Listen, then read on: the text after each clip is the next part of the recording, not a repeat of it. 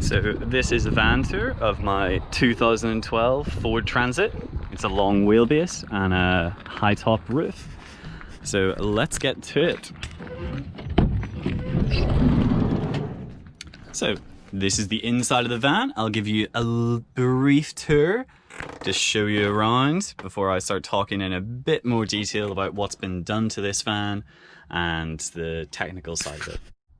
So the first thing we'll talk about is the seating arrangement. So in this van, I've put in a double swivel base for the double swivel seat that comes as standard on the Transit.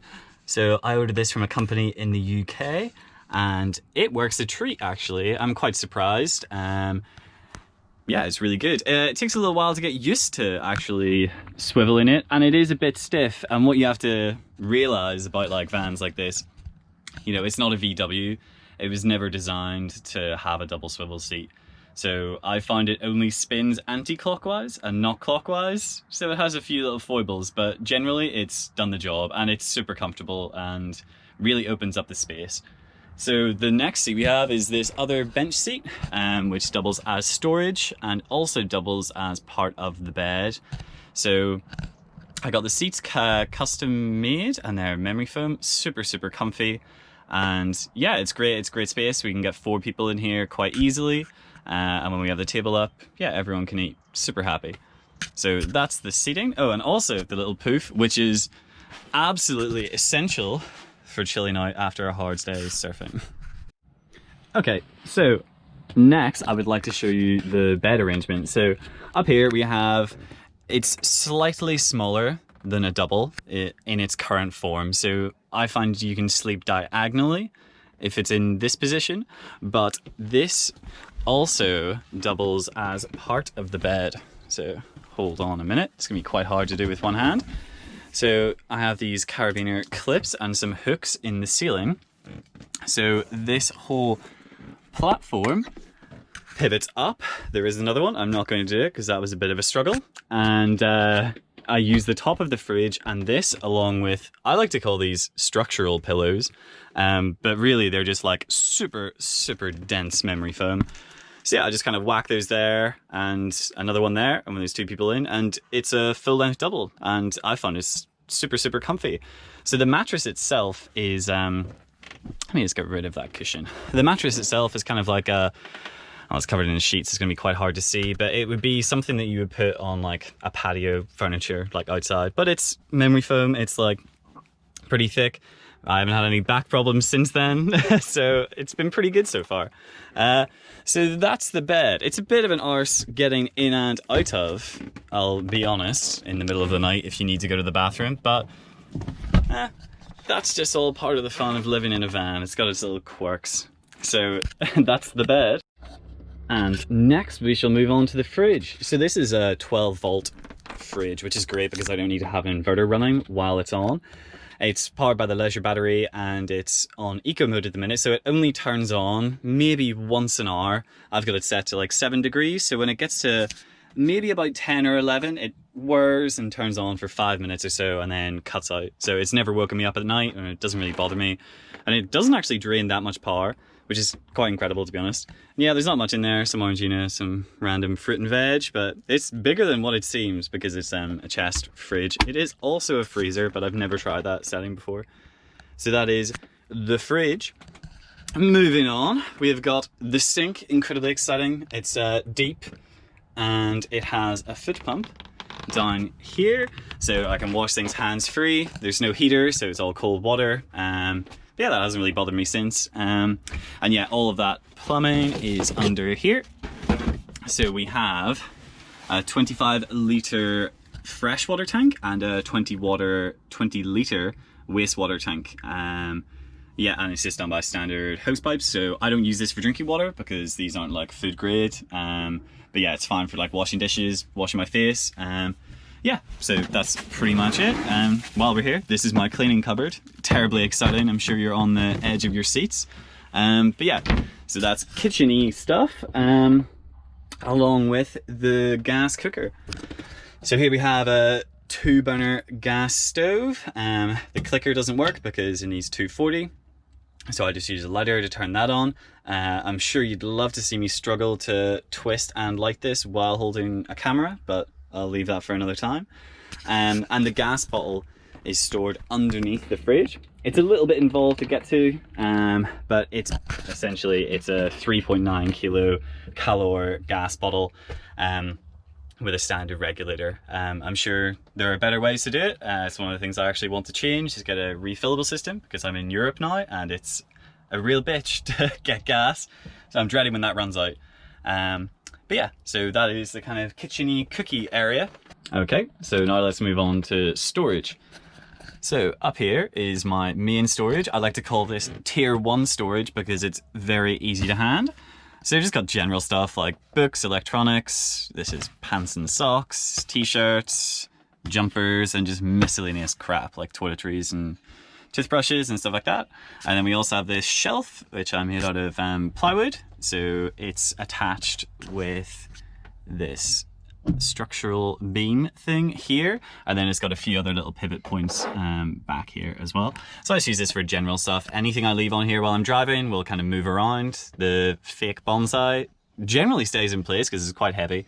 But yeah, everything else I usually clear, but if I'm cooking, I'll put my speakers up there, or if I'm brushing my teeth, I'll put a mirror and toiletries and so on. So after that, I will move on to tier 2 storage, which is underneath here. So I think because it's a bit involved to get to, I'm going to pause this and I will reconvene when it's open.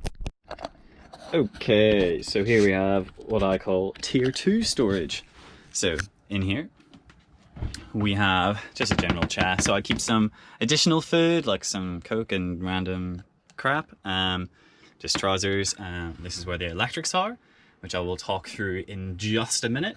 And through there, you might actually be able to see the gas bottle. It's tucked away in the corner and held in with some bungees.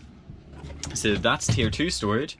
And then I call this little box tier 3. So because it's so involved to get to, this is crap that I really don't use that often, but still useful to have. So that is storage. I will show you in the back now, which is tier 4 storage, I suppose, the garage. Yeah, I'll talk you through that. So here we have the garage, filled with a ton of shit, really. But here we just have like all of my surfboards, so 3 surfboards, 2 skateboards, wetsuit stuff, more surf stuff, a bike. This is my pump shower, which is great. I have a little shower tent at the back there as well, which I'll maybe show you in a later video. But yeah, it's great. And yeah, it's pretty cool. You can sit and look at the nice view, although I'm pointing the wrong way, but it's still a pretty nice view over there. So yeah, so that is my garage space. So now I'll talk you through the electrics. I'm not going to go into too much depth. This isn't going to be a technical instruction video. I'm just going to be briefly talking you through what I have and how it kind of works. So here we have the little control panel. It's from Rain Automotive, which is a company in the UK. They do wiring looms and general things for Campervan. Really good company.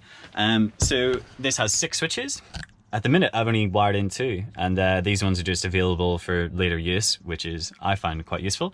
So this one does the main LED lights, which is a light strip up here, just on this one side. Provides plenty of light. I know it's daylight at the minute, so it's quite hard to see, but it's been great. And also, there's a little dimmer switch here, so when I'm in bed, I can turn it on and dim it and turn it off, which is pretty useful. And the other little switch is for the 12 volt. So we have a standard cigarette lighter style output, which I use for an inverter. So if I want to charge my laptop or cameras or whatever. And then your standard like 2 USBs.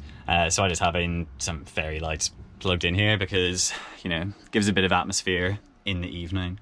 So that's the controls for the electrics. And now I'll talk about what the actual system is. So in this van, I do not have a solar panel. It's something that I did think about adding. I decided against it. So I have a split charge relay system at the minute, which means when I'm driving, or if the van is just idling, it'll charge the actual van battery and it'll charge the leisure battery, which is 100 amp hours at the minute. So quite small, but I don't have a lot of electrics in here. and generally, you know, I reckon, you know, once I drive and it gets up to full, I'd say I probably have like 3 days is the maximum I've gone before I just had to turn the key and let the van idle for like 30 or so minutes.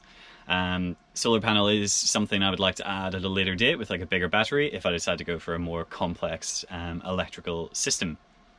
But yeah, that's the electrics pretty much. And on the topic of electrics, we have here my extractor fan. Terribly exciting. It's a standard like a hand crank one, so you can crank it up however much. And it sucks and blows, which is pretty cool. So yeah, so we've got out and in. So out when you're cooking, in when you're hot. It also has a temperature control, so I think it has some kind of cooling filament in there, because the air does get noticeably cooler when you put it on in and blow. But yeah, I don't know how it works, but you know, it gives it a little bit of air conditioning if it's ever too hot, which is pretty cool.